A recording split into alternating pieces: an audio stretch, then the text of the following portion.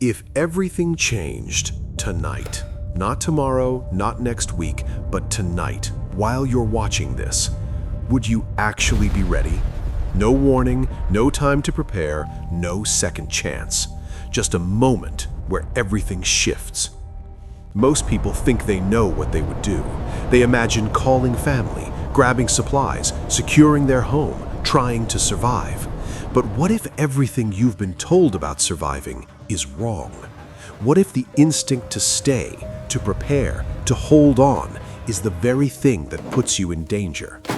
Because hidden in plain sight, Jesus already gave the exact instructions for that moment.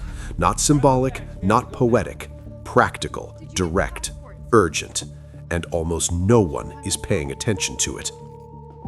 There's an entire world built around one question. What do you do when everything falls apart?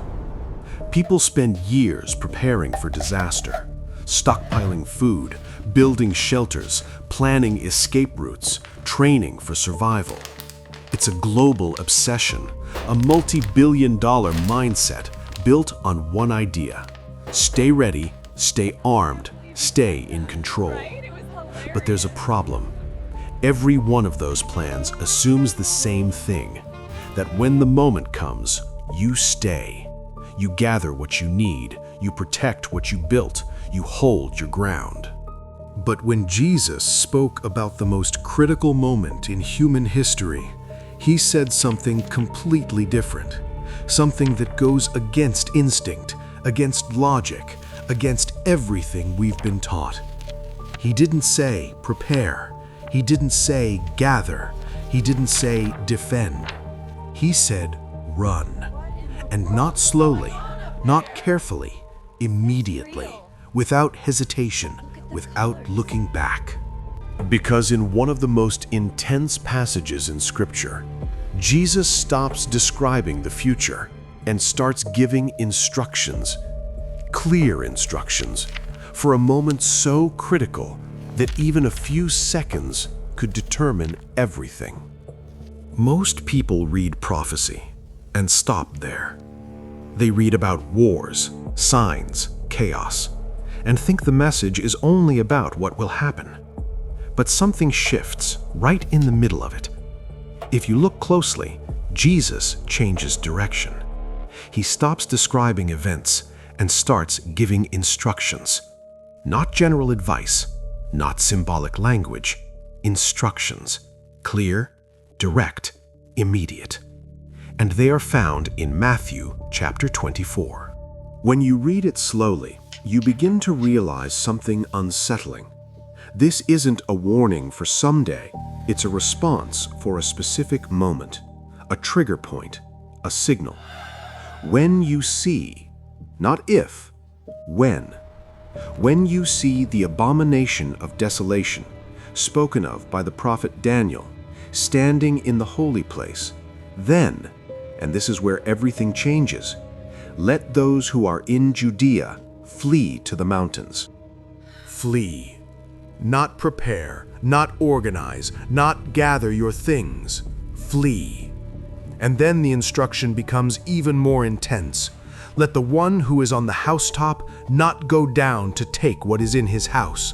Let the one who is in the field not turn back to get his cloak.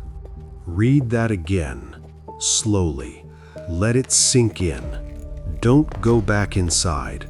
Don't grab your bag. Don't collect your things. Don't even take your coat. Leave. Now. This is not poetic language. This is tactical. Jesus is describing a moment so urgent that stopping for even a few seconds could cost everything. Think about that. Everything you've built, your home, your belongings, your security, your plans. And in that moment, none of it matters. Because the instruction is clear. Movement is survival. And hesitation is the danger. But here's what most people miss. Jesus didn't just give instructions. He explained the mindset required to actually follow them. Because knowing what to do and being ready to do it are two completely different things. Knowing what to do is not the hardest part. The hardest part is being ready to actually do it. Because in that moment, there won't be time to think. There won't be time to process. There won't be time to debate. You will either recognize the moment and move instantly, or you will hesitate. And that hesitation has a cause. Jesus revealed it, not as an external threat, but as an internal condition. In Luke chapter 21, he gives a warning that most people overlook. Watch yourselves, lest your hearts be weighed down with distraction, with indulgence, with the cares of this life. And then he says something chilling. That day will come upon you like a trap. A trap. Not announced, not scheduled, not expected, sudden. And it won't just affect a few people. It will come upon everyone who lives on the face of the earth. Think about that. Not just nations, not just leaders, everyone. So what is the difference between those who are ready and those who are caught?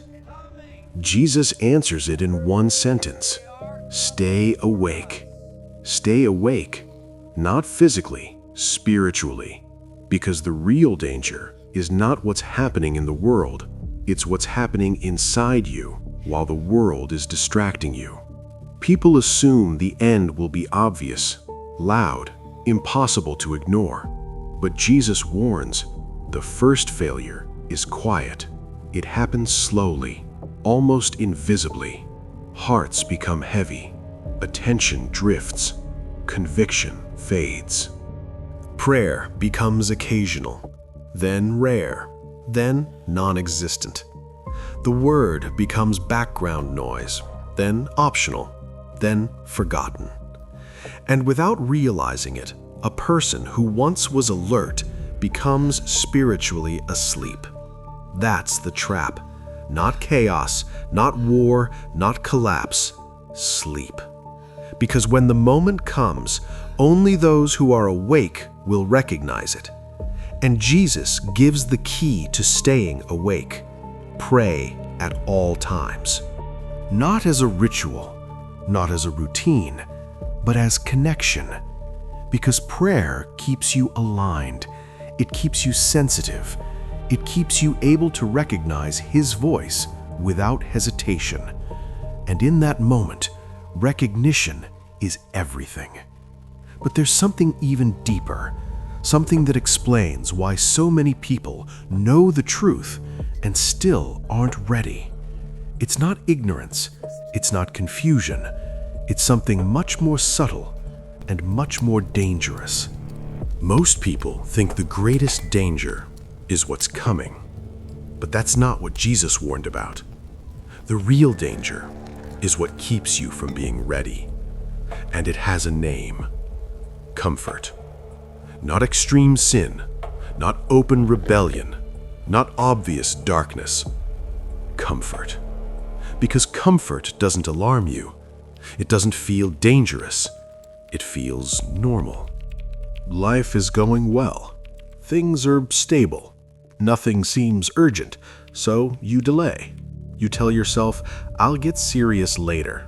I'll pray more tomorrow. I'll change that part of my life, eventually. And slowly, without realizing it, you begin to drift, not away from belief, but away from urgency.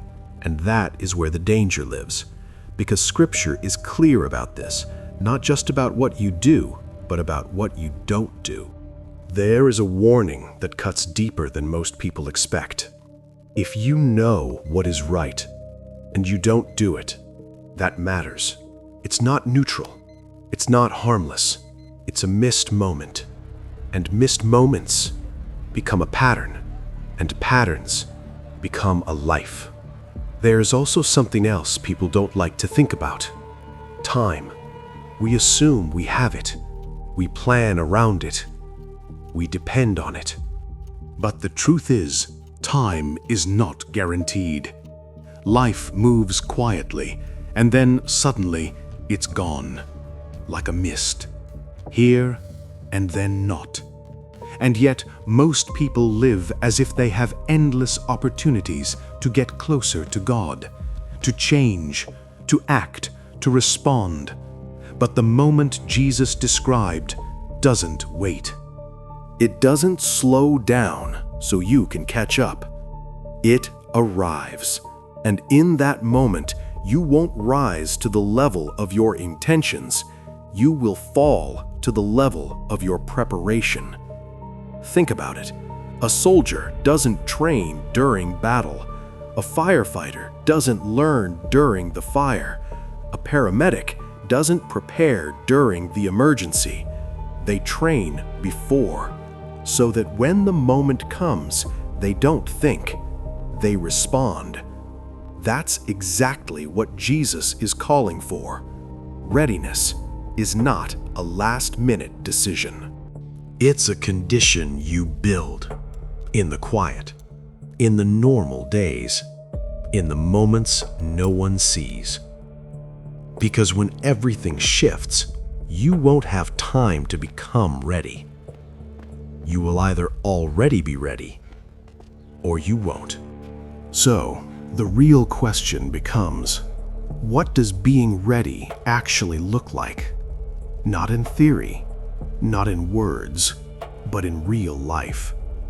What kind of person can hear that command and move without hesitation? So what does readiness actually look like? Not theory, not ideas, not intentions. Real readiness. Because when that moment comes, you won't have time to figure it out. You will act based on who you already are.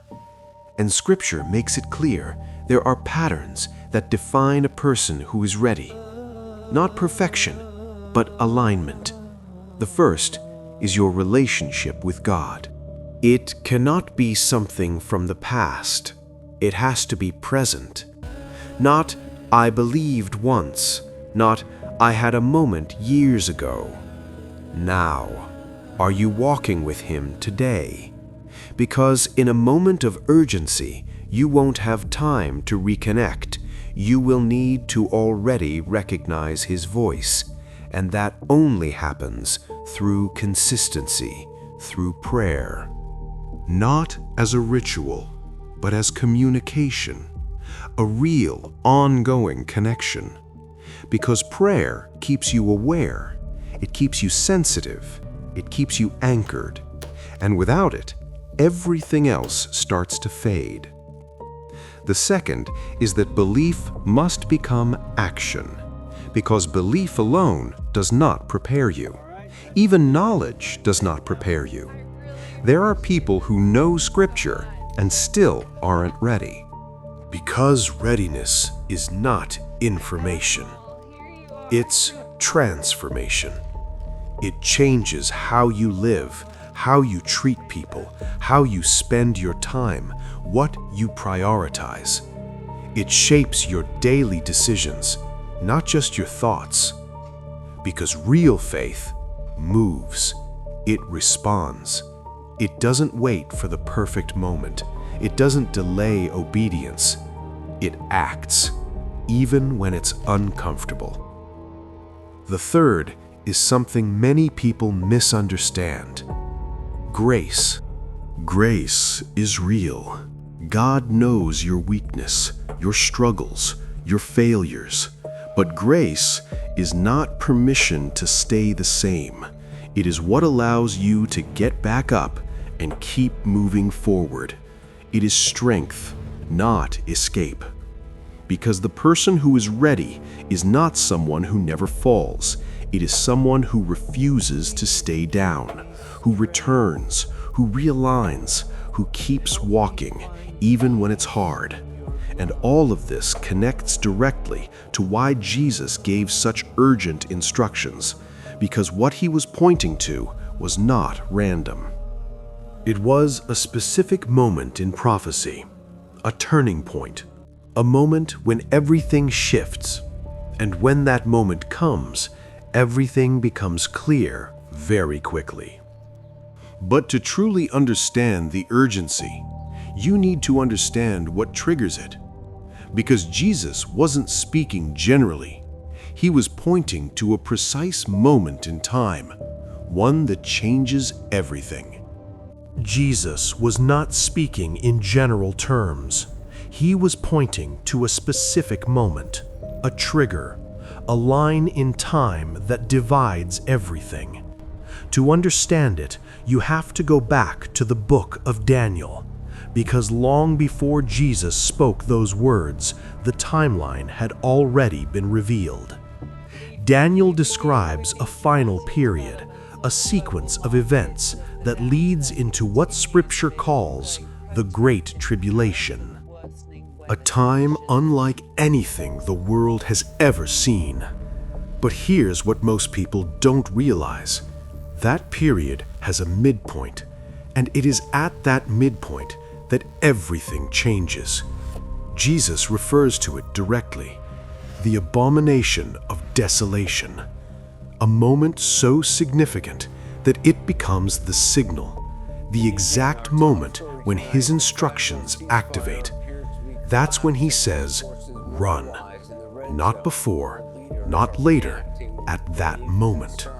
Because that event marks the beginning of the most intense period in human history. The final phase, the point where deception becomes global, control becomes absolute, pressure becomes unavoidable.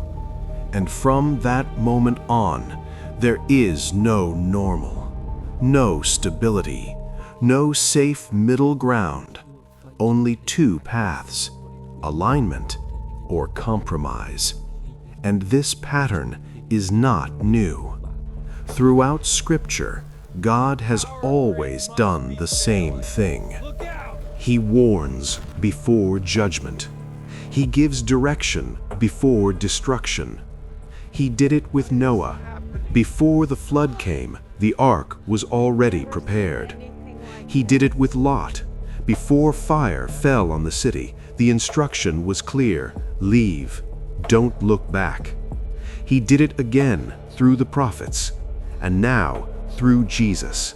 The warning is not hidden. It's clear, but clarity doesn't guarantee response. Because even when people are warned, many still hesitate, many still delay, many still believe they have more time. But Scripture reveals something else, something that connects directly to this moment. In the book of Revelation, there is a description of people fleeing, escaping, being preserved, a place prepared, a continuation of the same pattern. From Daniel to the words of Jesus to the final visions in Revelation, the message is consistent. There will be a moment when action is required, immediate, decisive, final. And when that moment comes, there will be no time to debate, only time to respond. But here's the real question, the one that changes everything. When that moment comes, will you recognize it? Or will you do what most people do and hesitate? So now the question becomes unavoidable. If that moment came right now, would you recognize it? Not after, not when everyone else is reacting, but in the exact moment it begins. Because recognition is not automatic. It belongs to those who are awake, and movement belongs to those who are ready. Everyone else hesitates. They second guess, they wait, they try to understand, they try to hold on. And in that delay, they lose the window. Because what Jesus described is not a slow collapse, it's a sudden shift, a moment where everything changes faster than people expect. And in that moment, there are only two kinds of people: those who move and those who freeze. Not because they didn't know, but because they weren't ready to act. And that's the difference. Not knowledge, response. Because knowing what Jesus said is not enough. Being ready to obey it is everything. Right now, you still have time. Time to align. Time to wake up. Time to prepare. Not with supplies, not with plans, but with your life. Because the real question was never, what will you do when everything falls apart? The real question is, are you becoming the kind of person who will respond when God speaks? Because when that moment comes, there will be no time to start. You will either be ready or you won't. So ask yourself honestly, not later, not someday, now. Are you awake? Do you recognize His voice? Or are you still delaying, waiting for a better moment that may never come? If this message spoke to you, don't ignore it. Comment below, I am ready. And if you want to keep uncovering the prophecies, the warnings, and the truth that most people overlook, subscribe to The Final Prophecy. Because what was written is not just history, it's happening. And the next moment may come sooner than anyone expects.